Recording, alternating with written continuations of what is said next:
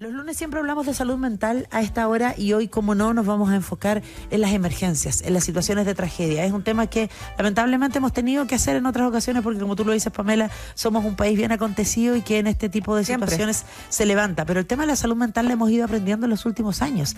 Antes hablábamos de emergencia, de ayuda, pero no hablábamos de operativos de salud mental, no hablábamos de contención, y me parece que ese ya es un avance. Está con nosotros la jefa de gestión de salud mental de la Asociación Chilena de Seguridad, Francisca Alam. Francisca, ¿cómo estás? Buen día. Buen día, Francisca.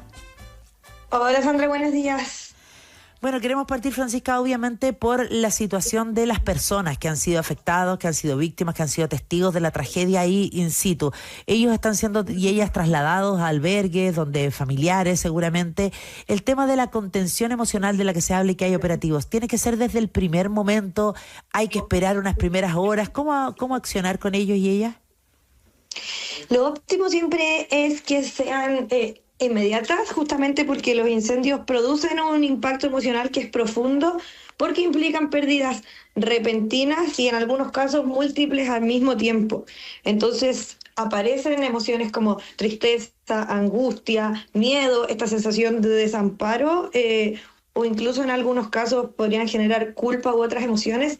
Entonces, desde ahí es ideal poder reaccionar a tiempo y poder entregar apoyo psicológico también a tiempo, ya sea como a nivel de apoyarnos en nuestras redes de apoyo, como a nivel también más profesional. Francisca, bueno, tú decías que la gente siente tristeza, impotencia, un montón de sensaciones, ¿no? Pero ¿cómo funciona la cabeza de una persona que está observando cómo se quema su casa? O que las llamas están cerca de quemar su casa.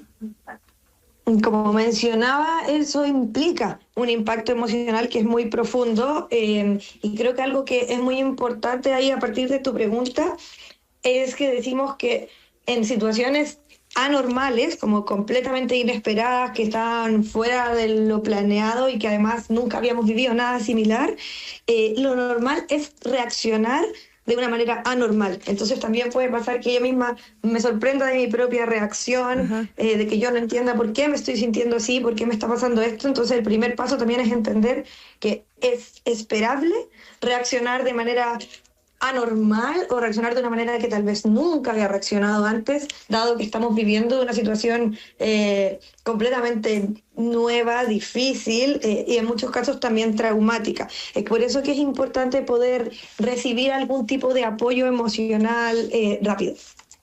Cuando hablamos de este tipo de emergencias, Francisca, hablamos de distintos tipos de personas que se ven afectadas. Obviamente están los adultos, que son los jefes de hogar, las jefas de hogar.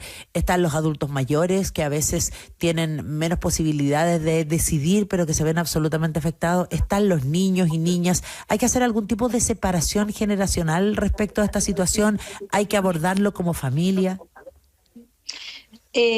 Abordarlo con las redes de apoyo siempre es algo que es positivo, y ahí por lo mismo también ahí se están activando como varias redes para entender quiénes hoy cuentan con una red de apoyo, quiénes hoy cuentan con un espacio de contención familiar.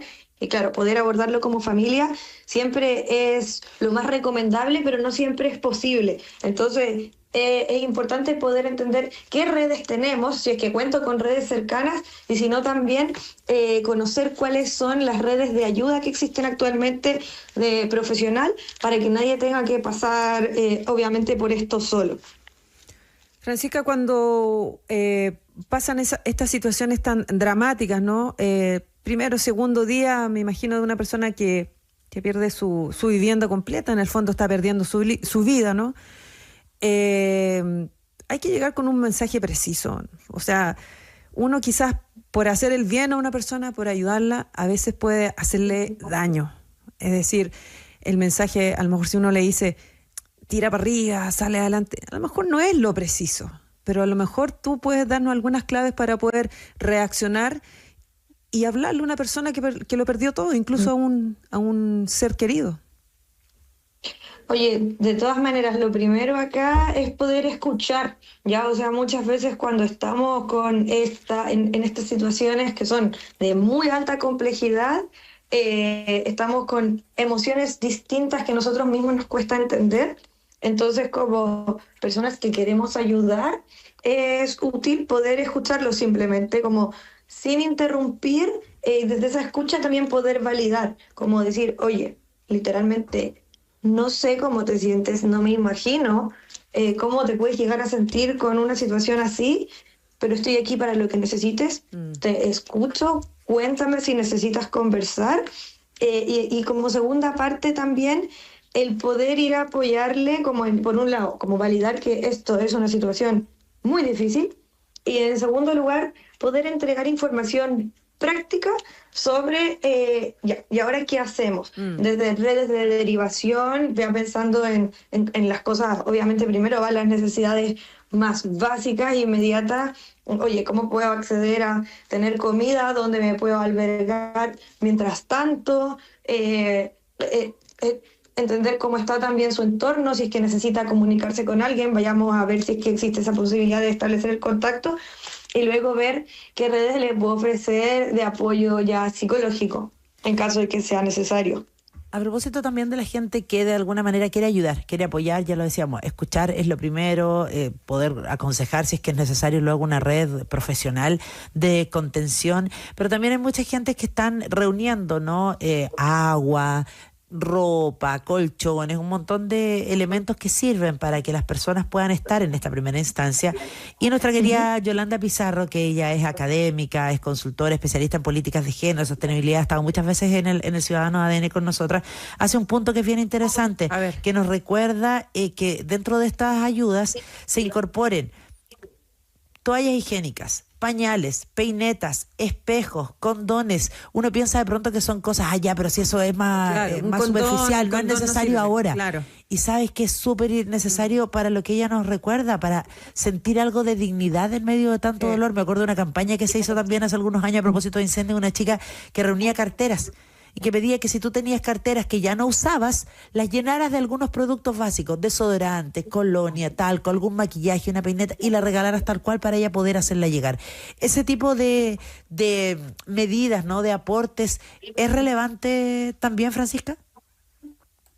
Y claro que sí, volver a dignificar, como dicen ustedes, es algo fundamental también para que la persona pueda sentir de alguna manera que va recuperando su vida, que tiene algo de control sobre su vida a pesar de esta pérdida, ya, porque hablamos en este caso de que también estamos viviendo un duelo no solo se vive cuando se muere alguien de mi entorno o un ser querido, sino también cuando vivo pérdidas así, porque con mi casa se va no solamente cosas materiales, que obviamente son muy importantes, sino también parte de mi identidad, recuerdos, una historia, tal vez esfuerzos. Entonces es importante también que vayamos desde ahí como a cuidar la parte emocional y también a cuidar la parte práctica. Entonces eso que están mencionando ustedes es muy importante.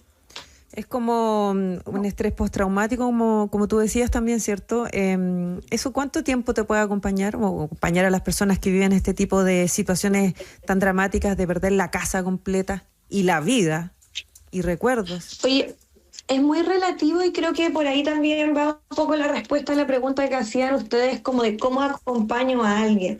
Hay personas a las que una situación así les puede durar a lo mejor un mes, y hay personas que pueden estar años viviendo en una situación de estrés, como dijiste tú, postraumático. No todos desarrollan estrés postraumático, algunos pueden desarrollar un trauma más leve, una reacción de estrés agudo, y otros ya algo más, un cuadro más grave como un estrés postraumático, pero que te puede durar años. Y dentro de los síntomas también, para que la gente sepa, puede aparecer desde ahora hasta también el mediano y largo plazo en algunos casos, llanto frecuente, dificultades para dormir, pensamientos recurrentes o flashbacks sobre lo ocurrido, una sensación de irritabilidad, cansancio extremo o desconexión emocional, porque esta sensación que yo tenía como de control, porque tengo cosas y tengo una casa y un hogar, se va, y eso hace que me encuentre en un entorno de mucha incertidumbre, de no saber qué va a pasar hoy, mañana, y esa incertidumbre me hace estar en un estado de alerta constante,